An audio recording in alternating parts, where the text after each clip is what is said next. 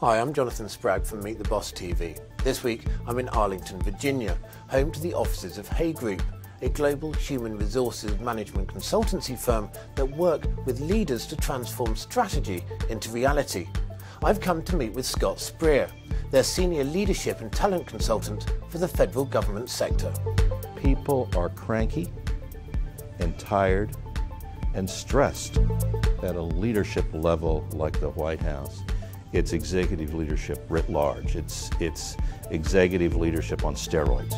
Most of us don't just naturally turn into good leaders. It takes time.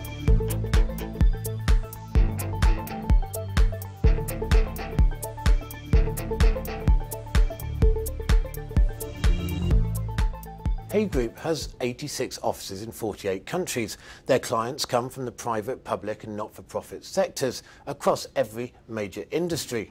They represent diverse business challenges and they say that they make change happen. Well, when Scott and I meet, we will discuss the principles of effective leadership and the much talked about coming of the generational sea of change that's going to affect businesses and the leaders of the future. But first, I wanted to know, why was there so much emphasis on leadership, and is it just another passing trend? No, I don't think so, and I think what we've seen is a perfect storm of sorts that has sort of brought it to the forefront again. And the storm really broke with our economic crisis, but it has been brewing for some time, and two elements came together to cause this. One is the rise of the matrix organization.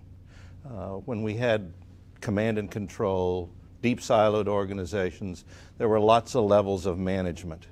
So if there was weaker leadership at one level, you might be able to make up for it at other levels.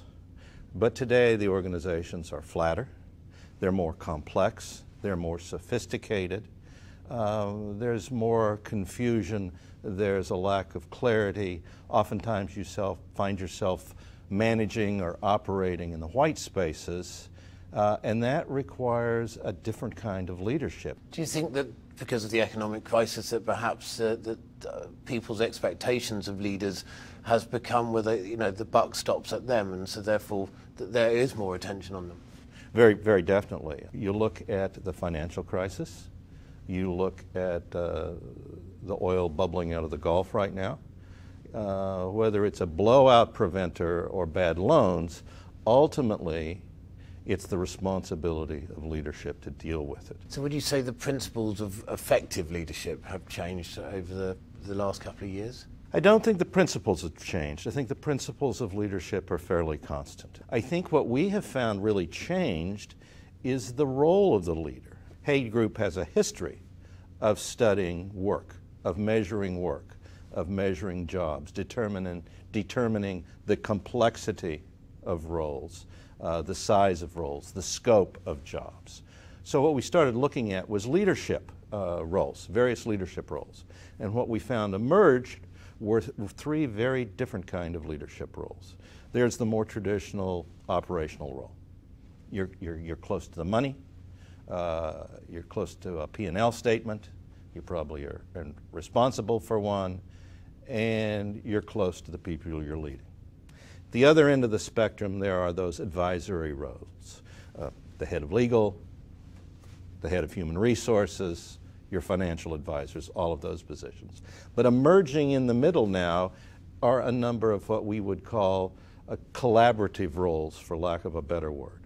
And these are often people that are responsible for a huge number of people or a huge piece of the organization, but have very few direct reports and basically have to work through influence strategies across the organization. So each one of those types of roles requires a very different skill set, a very different set of competencies to be effective. Are they different skill sets to perhaps what leaders had 5-10 years ago? Well, I think 5 or 10 years ago, the skill sets were very similar across the board.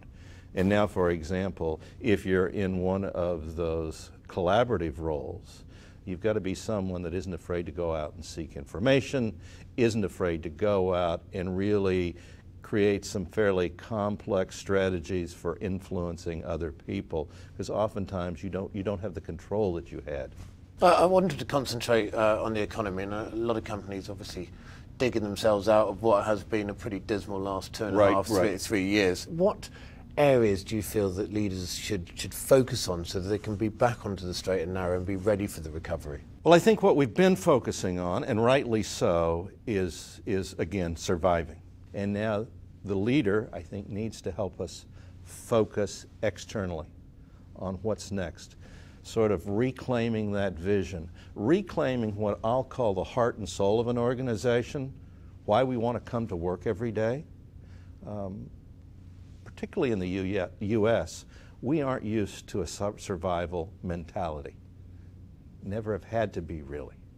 And all of a sudden, you have a lot of people who are saying, I'm not having fun anymore.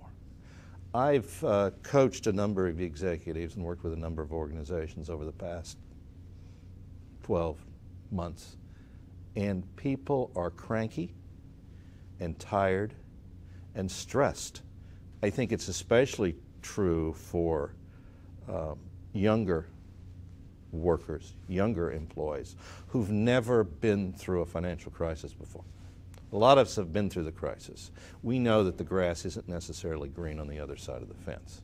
But there are a lot of younger employees, and they're thinking it's got to be better at Company B than it is here. So what I think the other thing that leaders have to really work on is retention right now, making sure they retain the best people, because otherwise I think there's going to be a real talent drain.